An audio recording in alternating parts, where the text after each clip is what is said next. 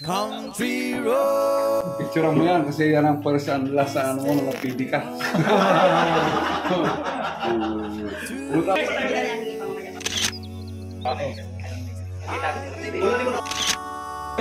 Kapilian.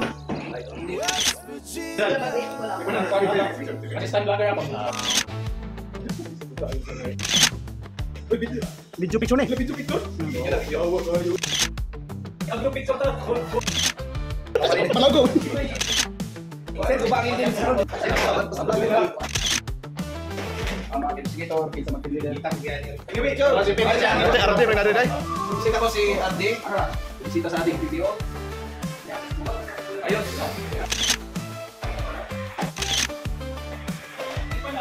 Dusty na nyo ngayon, ulit kami.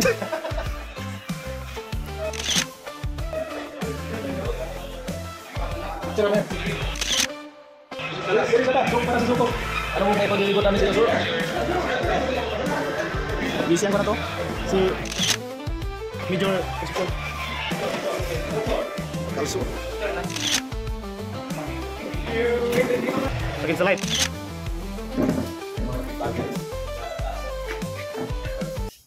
Picture mo yan kasi yan ang person last sa ano mo, napili ka. Puta, pati si ano, si Ardi oh. Okay. DPD. Sa loob sir. DPD na dyan. Dito sir, conference room sir. Tapos yung mga operation na opisina sir. DPD mo sir. Yes sir.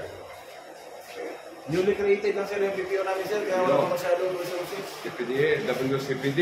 Puta, hindi wala talagang babae rito. Mahalata ano.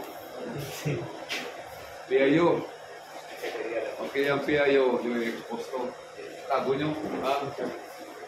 Pag bumalik kayo sa istasyon nyo, kung kaya nyo huwag i-expose yung sino yung PIO nyo, itago nyo.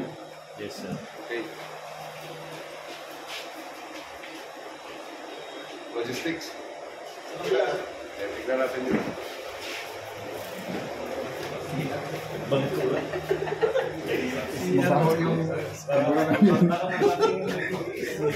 Amori ko. Bye. Logistics, saan? Yes, sir.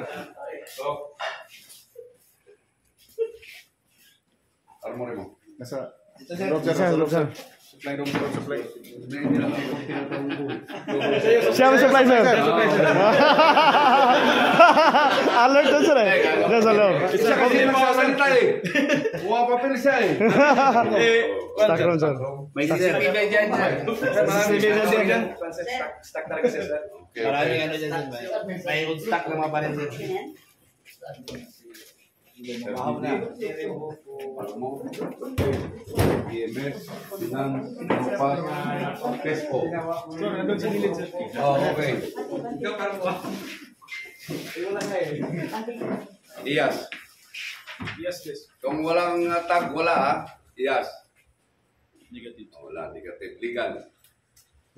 Nandun sa Wala naman tag. Kahit na abogado. Legal. Siya lang ang legal. Siya lang abogado. Ika ba lang?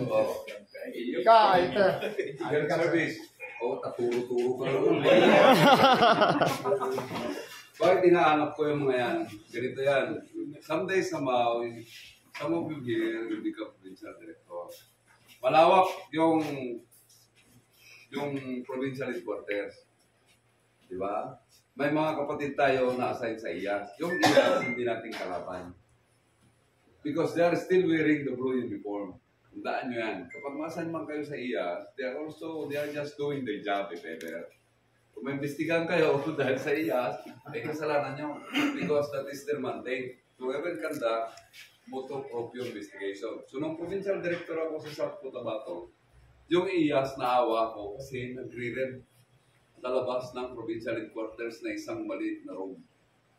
Sabi ko kay General Limson noon, may DPDO, General Limson, Joel, maghanap nga kayo ng isang opisina dyan sa likod kung meron pang pakante. Meron sir, sabi naman ni General Gulmatico.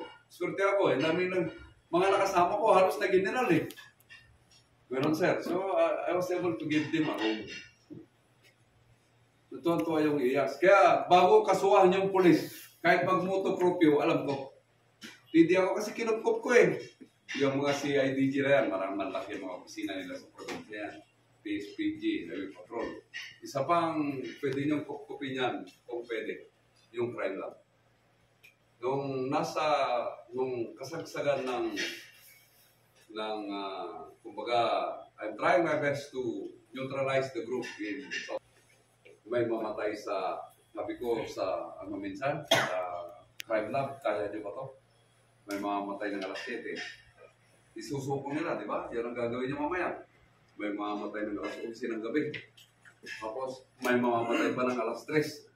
Kaya nyo, tatatlo sila, isang PO2, dalawang PO1. So what I did is, kapag may accomplishment, kasama sila sa mga medal. At tuwa-tuwa sila. And I also give them rice, allowance, gasoline. Kaya mo kung gustuin mo eh. Kaya lang, kung magdamot kayo sa inyo lahat. So, I would like to advise you na kung kaya niyong kupkupin yung mga ibang offices at mayroon namang lugar na kung saan sila ilagay, purin nyo. Kasi kasamahan pa rin natin sila. That would be a big savings on their part kasi nga may sarili silang opisina.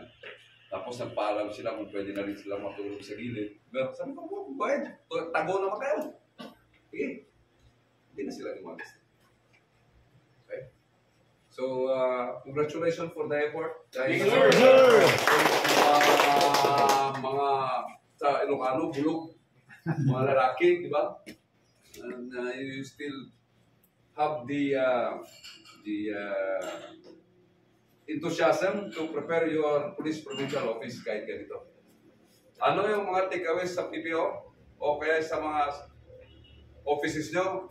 It should always be smart, clean, and give emphasis on the comfort room. Kailangan malinis palagi ang comfort room. Nung PD ako, hindi naman sa nagyayabang ako, I challenge the WPS, mga women police na pagandahin nila ng gusto yung station nila. Padamihan ng roses, sa harapan, padamihan ng orchids, kasi maganda ang klima sa South Cotabato. Pag graduation ng ganito, malapit ang graduation, makikita mo, yung mga bata pupunta sa police station para humingi ng mga bulaklak. Dapat ganun. Para hindi maging alok yung mga tao sa IOR natin. Yung kalukuhan yung mga ginagawa kagaya nun, yung PNP nyo, concentration niya. Cleanliness ko no. Kayo mismo. Cleanliness, basic na basic. Initiative yun na yan. Okay? So, just relax for a while and then I will inspect the paspate. Sino mga suko? Ayun na ikaw.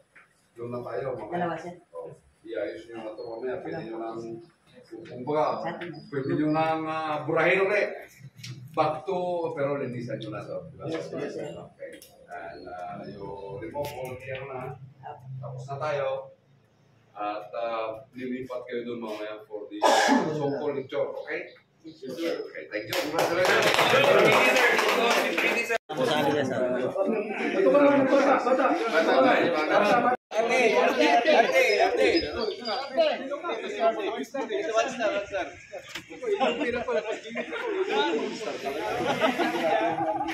Diretso na lang siya. Picture mo na. 1, 2, 3. Okay. So, bisita ta sa PPO sa Tarlac, no? Baka ba? Tarlac, no? Action PCO.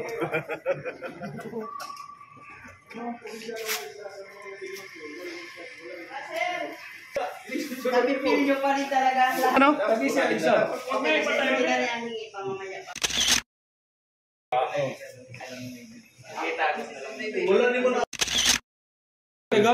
Para pilian ba?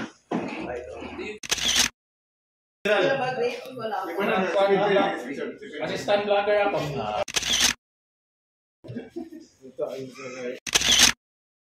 Uy, video. Video picture na eh. Video picture? Ang group picture ta. Malago. Sir, gubangin din. Sa vlogger. Mga investigator, kaysa mag-team leader. Anyway, sure. Si Pemel siya. Ate, RD, parang natin ay. Bisita ko si RD. Bisita sa ating PPO. Ayos.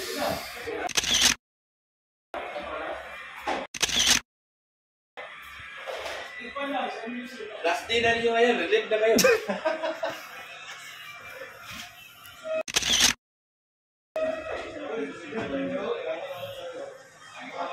Picture naman. CCTV. Legal. Di pwede niyo. Dali sa ta, so para sa suko. Ano mong may paglilingkod namin sa iyo, sir? Bisihan ko na to. Si Major Concepcion. Pasok. Ay, dili ko yung pasok. Naka-uniform na itong Intel dahil. Kalso. Dito mo na lahat. Para usapan natin sa suko.